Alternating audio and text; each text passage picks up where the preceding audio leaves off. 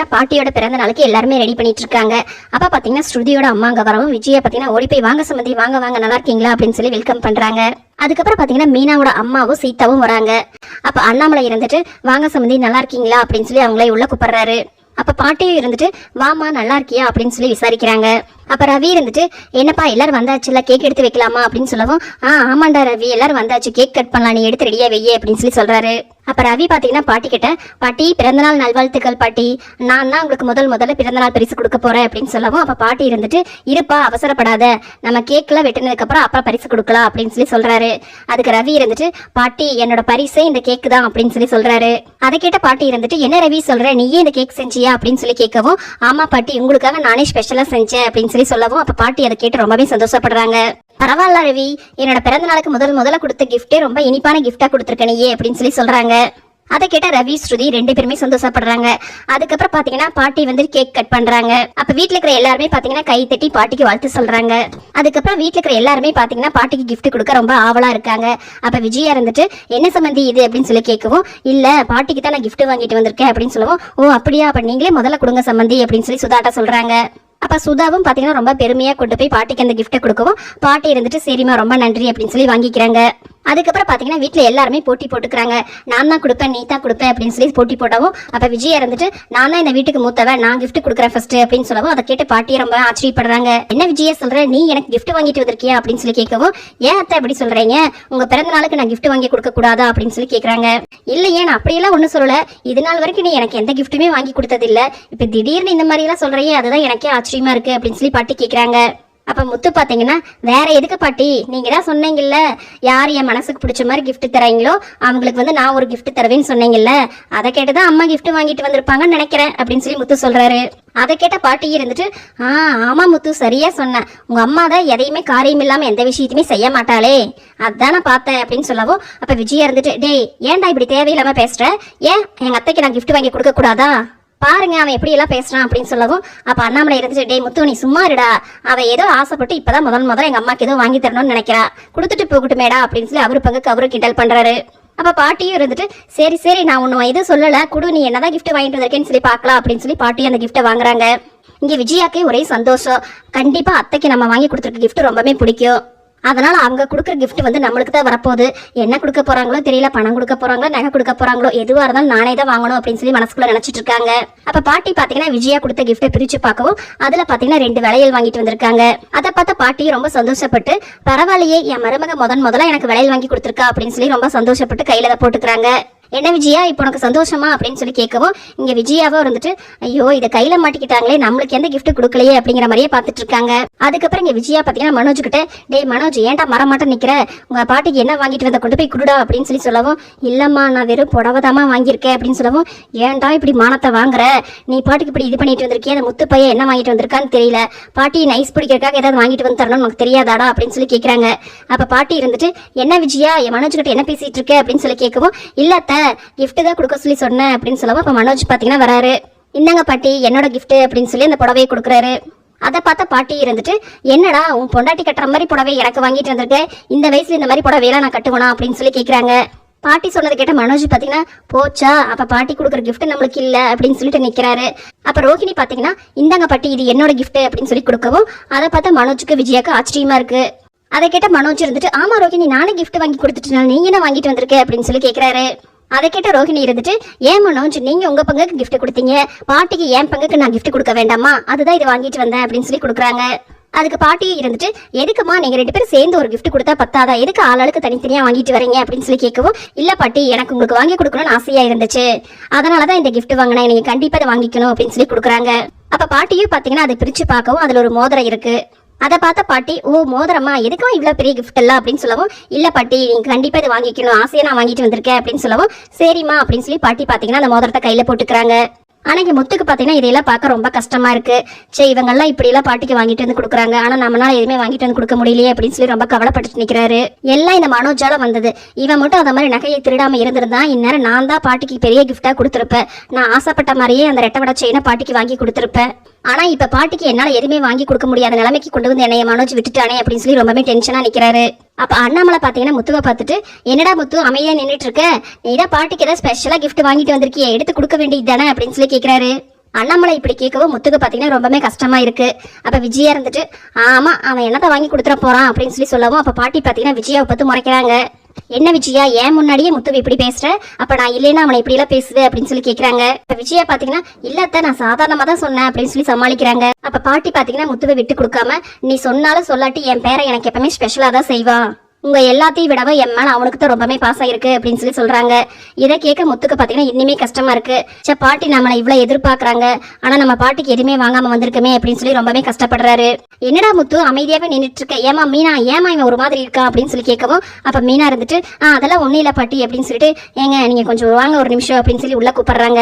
அப்ப அண்ணாமலை இருந்துட்டு எங்கம்மா மீனா போற அப்படின்னு சொல்லி கேட்கவும் அப்ப பாட்டி இருந்துட்டு அவங்க கிஃப்ட் எடுக்க போறாங்களா இருக்கும் அப்படின்னு சொல்லி பாட்டி சொல்றாங்க. இங்க மீனா பாத்தீங்கன்னா முத்துவை கூட்டிட்டு இங்க பூஜை ரூமுக்கு வராங்க. அப்ப முத்து பாத்தீங்கன்னா என்ன மீனா என்னமோ பாட்டிக்கு ஏதோ ஸ்பெஷல் கிஃப்ட் வச்சிருக்கேன்னு சொன்னா என்ன இருக்கு, நீயே பாத்தீங்கல்ல ஆளாளுக்கு எப்படி எல்லாம் கிஃப்ட் வாங்கி கொடுக்குறாங்க, அம்மா பாரு பாட்டி மேல ஏதோ பாசம் இருக்க மாதிரி விலையிலாம் வாங்கி கொடுத்துருக்காங்க, இந்த பார்லர் அம்மா மோதிரம் எல்லாம் வாங்கி கொடுத்துருக்காங்க, இப்ப நான் தான் கையை விசிட்டு இங்க வந்திருக்கேன், ஏன் இந்த ஸ்ருதியோட அம்மா கூட ஏதோ கிஃப்ட் வாங்கிட்டு வந்து கொடுத்துருக்காங்க, இப்ப நான் மட்டும் எது கிஃப்ட் கொடுக்கலன்னா அவங்க எல்லாரும் என்ன எவ்வளவு கேவலமா பாப்பாங்க அப்படின்னு சொல்லி முத்து ரொம்ப ஃபீல் பண்றாரு. அப்ப மீனா சொல்றாங்க நீங்க எதுக்குங்க இப்ப கவலையா இருக்கீங்க, ஒரு பரிசு அப்படிங்கிறது ஒரு பொருளையோ காசையோ வச்சு மதிப்பிடுறது இல்ல, நம்ம கொடுக்குற பரிசு வந்து அவங்களுக்கு சந்தோஷத்தை கொடுக்கணும், அதுதாங்க உண்மையான பரிசு, அப்படி பார்த்தா உங்க கையால நீங்க பாட்டிக்கு எது கொடுத்தாலும் அது சிறப்பான பரிசா தான் இருக்கும் அப்படின்னு சொல்லவும் அப்ப முத்து இருந்துட்டு என்ன மீனா விளையாடுற, என் கையில என்ன இருக்கு கொடுக்கறக்கு அப்படின்னு சொல்லி கேட்கவும் அப்ப மீனா பாத்தீங்கன்னா பூஜை ரூம்ல இருந்து விபூதி பேக்கெட்டை எடுக்கிறாங்க. இதுதாங்க நம்ம பாட்டிக்கு கொடுக்குற பிறந்தநாள் பரிசு அப்படின்னு சொல்லி மீனா சொல்லவும் அப்ப முத்து பாத்தீங்கன்னா என்ன மீனா நீ விளையாடுறியா, பாட்டிக்கு இதைத்தான் நம்ம கிஃப்டா கொடுக்கறதா அப்படின்னு சொல்லி கேட்கவும் அப்ப மீனா சொல்றாங்க இல்லைங்க காலையில் நம்ம 2 பேர் கோயிலுக்கு போய் என்ன பண்ணணும் ஞாபகம் இல்லையா அப்படின்னு சொல்லி கேட்கவும் அப்ப முத்து இருந்துட்டு கோயிலுக்கு போய் என்ன பண்ணணும் சாமி கும்பிட்டோம் அப்படின்னு சொல்லி சொல்றாரு. அப்ப மீனா இருந்துட்டு ஆமா பாட்டியோட பிறந்த நாளுக்காக அவங்க பேர்ல அர்ச்சனை பண்ணி அவங்க 100 வயசுக்கு மேல நல்லா இருக்கணும் அப்படின்னு சொல்லி நம்ம வேண்டிக்கிட்டோம்ல, அப்ப கோயில்ல கொடுத்த விபூதி தாங்க இது, இன்னாங்க இதை பிடிங்க, இதுதான் நம்ம பாட்டிக்கு கொடுக்க போற பிறந்த நாள் பரிசு அப்படின்னு சொல்லி மீனா சொல்றாங்க.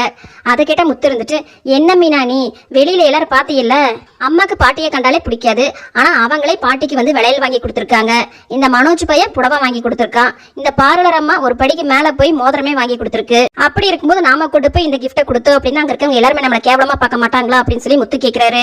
அப்ப மீனா சொல்றாங்க ஏங்க பணம் காசு நகை யார் வேணாலும் என்ன வேணாலும் கொடுக்கட்டுங்க, ஆனா பாட்டி கிட்ட என்ன அதெல்லாம் இல்லாமையா இருக்கு, ஆனா பாட்டிக்கு இப்ப தேவை நல்ல ஆரோக்கியமும் நீண்ட ஆயுசும் தான், அப்படி பார்த்தா நாம கொடுக்குற கிஃப்ட் தாங்க பாட்டிக்கு ரொம்பவே ஸ்பெஷலான கிஃப்ட்.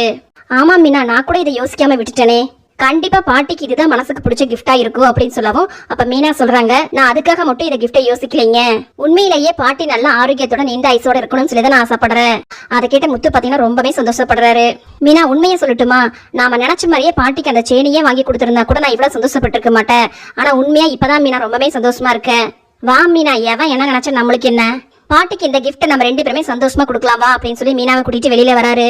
இங்க ஸ்ருதி பாத்தீங்கன்னா பாட்டி கிட்ட இந்தாங்க பாட்டி என்னோட கிஃப்ட் அப்படின்னு சொல்லவும் என்னம்மா நீயும் தனியா கிஃப்ட் வாங்கியிருக்கியா அப்படின்னு சொல்லி கேட்கவும் ஆமா பாட்டி உங்களுக்காக நான் ஒரு ஸ்மார்ட் போன் வாங்கியிருக்கேன் அப்படின்னு சொல்லி சொல்றாங்க. அதை கேட்ட பாட்டி இருந்துட்டு என்னம்மா இதெல்லாம் எனக்கு யூஸே பண்ண தெரியாது அப்படின்னு சொல்லவும் அப்ப ஸ்ருதி சொல்றாங்க பரவாயில்ல விடுங்க பாட்டி, நீங்க இங்கிருந்து ஊருக்கு போறதுக்குள்ள நானே உங்களுக்கு எல்லாமே சொல்லி கொடுத்துறேன் அப்படின்னு சொல்லி சொல்றாங்க.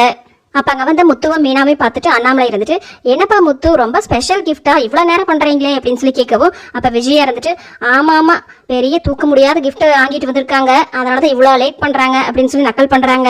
அதை கேட்ட பாட்டி இருந்துட்டு விஜயா என் பேரா வந்து எனக்கு எந்த கிஃப்ட் கொடுத்தாலும் அது எனக்கு பெருசுதான், நீ எதுக்கு இப்ப அவனை கிண்டல் பண்ணிட்டு இருக்க அப்படின்னு சொல்லி கேக்குறாங்க. இங்க ரோகிணியும் மனோஜும் முத்துவும் மீனாவும் வெறிக்கி பார்த்துட்டு இருக்காங்க.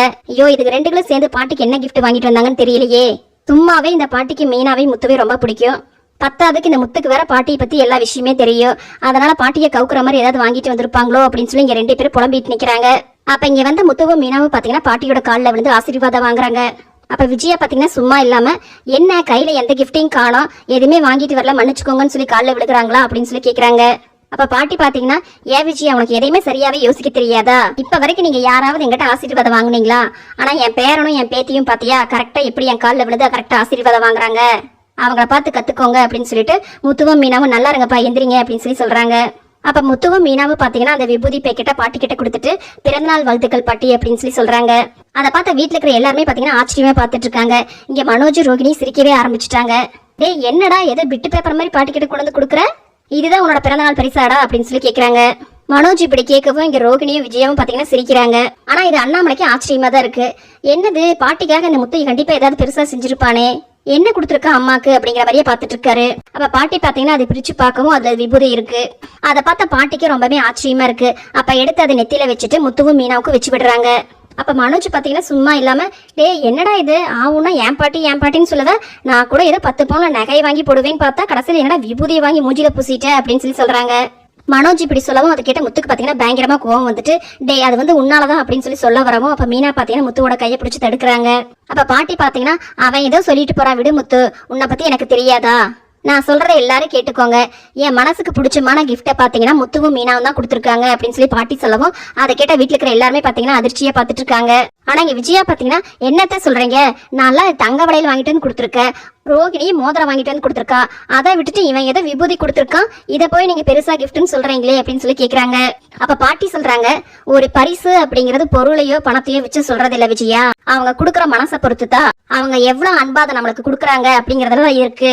அதை கேட்ட முத்து இருந்துட்டு எப்படி பாட்டி அப்படியே நீங்க மீனா சொன்ன மாதிரியே அப்படியே சொல்றீங்களே அப்படின்னு சொல்லி கேட்கவும் அப்ப பாட்டி இருந்துட்டு அப்படியாப்பா மீனாவும் இதைத்தான் சொன்னாளா அப்படின்னு சொல்லி கேக்குறாங்க. ஆமா பாட்டி, நானே உங்ககிட்ட உண்மையை சொல்றேனே, உனக்கு கிஃப்ட் வாங்குறதுக்கு என் கையில எந்த காசும் இல்ல பாட்டி, நான் ஆசைப்பட்டு உனக்கு ஒண்ணு செய்யணும்னு நினைச்சேன், ஆனா ஒரு திருட்டு பயிலால அதை என்னால செய்ய முடியாம போயிருச்சு. அப்பதான் பாட்டி மீனா சொன்னா, பாட்டிக்கு பணமோ நகையோ பொருளோ உள்ள எதுவும் தேவை கிடையாது, அவங்களுக்கு தேவை நல்ல ஆரோக்கியமும் நீண்ட ஆயுசும் தான், அதனால கோயிலுக்கு போய் உங்க பேர்ல அர்ச்சனை பண்ணிட்டு வந்தா பாட்டி, அந்த விபூதி தான் இது அப்படின்னு சொல்லி முத்து சொல்லவும் அதை கேட்ட பாட்டி பாத்தீங்கன்னா ரொம்பவே சந்தோஷப்படுறாங்க.